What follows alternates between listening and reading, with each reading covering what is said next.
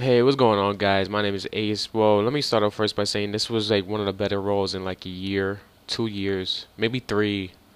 Come to think about it, 4 years ago it was good. If I could jump the gun and say 6 years, it would be 2006. That's when Raw was really good. But this was like one of the best roles I've seen in about a few years now. And the first thing I want to mention is the new stage looked pretty good. The new graphics, the match card, the way they present it, it looks pretty nice. So the whole show kicks off with the DX reunion. You see Triple H and Shawn Michaels come out to the ring, and before they do their whole introduction, you see them saying, "Hey, we're missing a few people. Weren't there a few people left in our group?"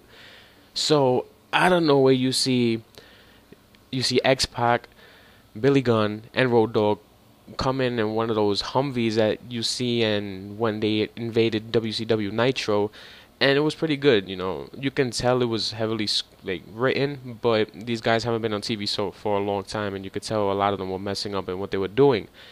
But it was really good. They did the little Attitude Era entrance when Road Dogg grabs the mic and says, the tag team champions of the world. The only thing that sucks is when he was supposed to say bad ass, he said bad bleep, and then he just said his name. But then you see Damien Sandow come out, and if I had a dictionary with me, I could look up the words he was saying. But you see, whatever he was saying, I don't understand what the hell he was saying. But DX, they got into a little huddle, and they were like, "Oh, we need to have a team conference." And you see them come out of nowhere. They're like doing a football thing, saying 1, 2, 3, go. And basically, you see them trying to set up Shawn Michaels for the kick, and you knew it was coming, you just didn't know when. And out of nowhere, boom, he kicks him. Then you see X-Pac. It looks like he was gonna set up for his finisher maneuver, but you see Triple H hit the pedigree, and that was it. So I was kind of disappointed with that. I wanted to see Billy Gunn hit his finisher. I wanted to see Road Dogg do the shimmy, but hey, we didn't get that. But anyway, next it was a six-man tag team match between Rey Mysterio, Sheamus, and Sin Cara. Now, this match kind of intrigued me because of the fact that they're throwing Rey Mysterio and Sin Cara into the same ring. Never know, maybe that could be something in the future versus Ziggler, Del Rio, and Jericho. Now, this match was pretty good. It wasn't that much. Rey Mysterio didn't really get any action in the match. Sin Cara carried out basically the whole match until he tagged Sheamus. Basically, the match ended by Ziggler hitting Chris Jericho, Jericho falling, running into a bro kick.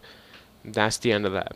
Now we get a squash match. Brodus Clay comes out to face Swagger, and out comes Dude Love.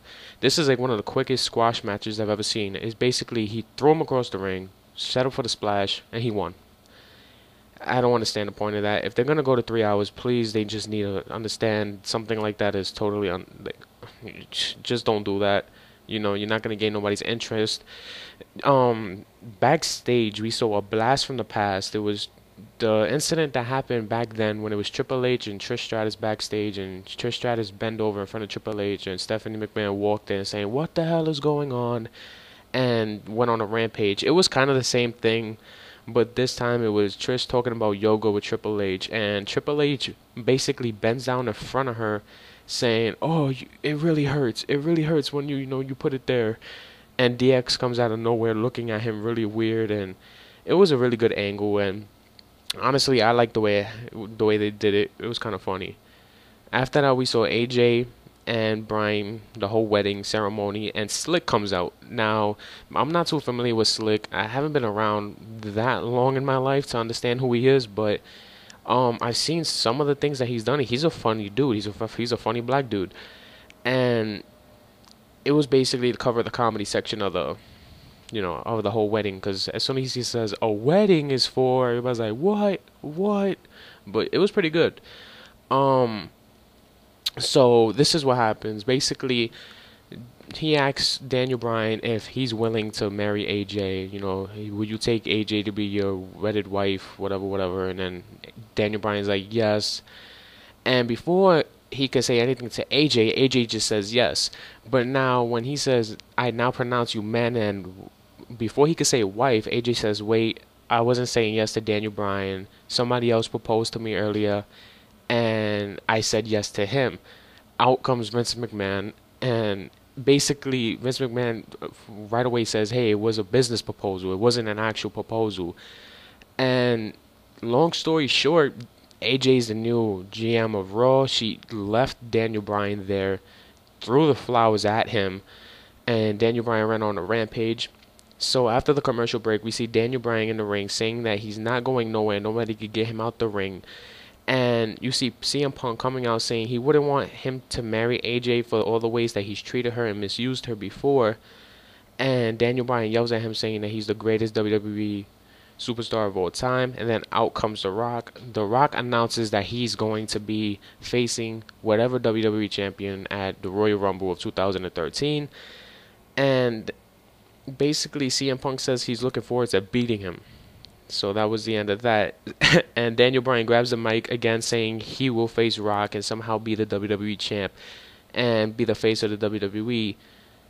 The Rock tells Bryan that he bought him an early wedding gift and gives him a rock bottom. So that was a good way to end it. Bret Hart comes out in the next match as the ring announcer for the Miz and Christian, Intercontinental Championship match. It was a pretty good match and all. There was a spot where Christian, played off that he hurt his knee. He did it really, really good. But for the Miz to come back and he won the match with a skull crushing finale after a few finishing reversals, it was pretty good in my opinion. And now let's see where Miz goes. It's his first Intercontinental Championship run, and we can see where this goes from here. Triple H comes out, calling out Brock Lesnar. And out of nowhere, Paul Heyman comes saying, "Oh, you're not going to get a match." Brock Lesnar says that he doesn't want to fight you, whatever the case may be. And out comes Stephanie.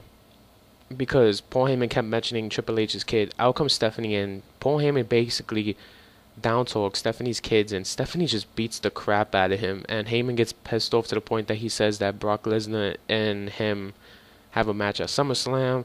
Out comes Brock Lesnar, and they got a little confrontation. Now, if you saw Raw, if you didn't see Raw, The Rock and Brock actually look slimmer. They look more, wrestling type into shape or whatever you want to call it. And honestly, they look great. So next we have a legend returning against Heath Slater, and we all thought it was going to be Stone Cold, but it wasn't.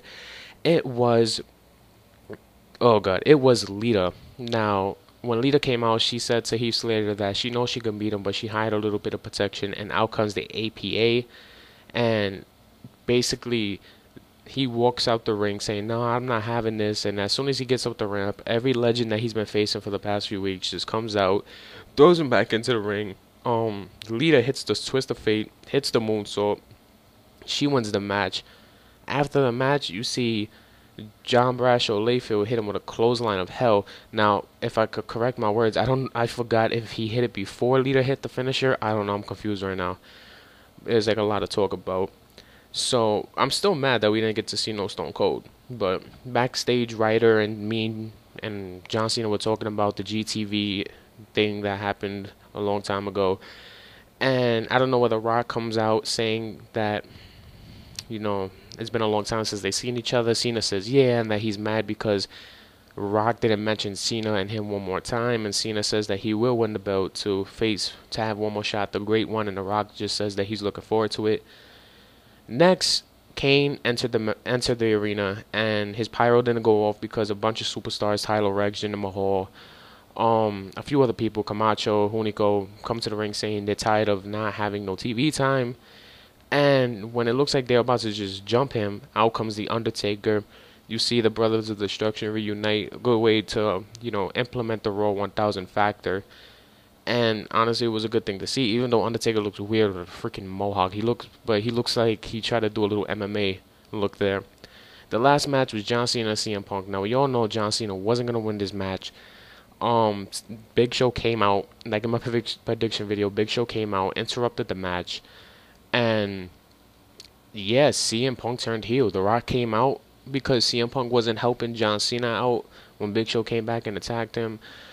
The Rock came out, started beating up Big Show, and CM Punk didn't do nothing. And as soon as The Rock was gonna hit the people's elbow, CM Punk picked him up, as you can see in the picture that you're gonna be seeing on the screen.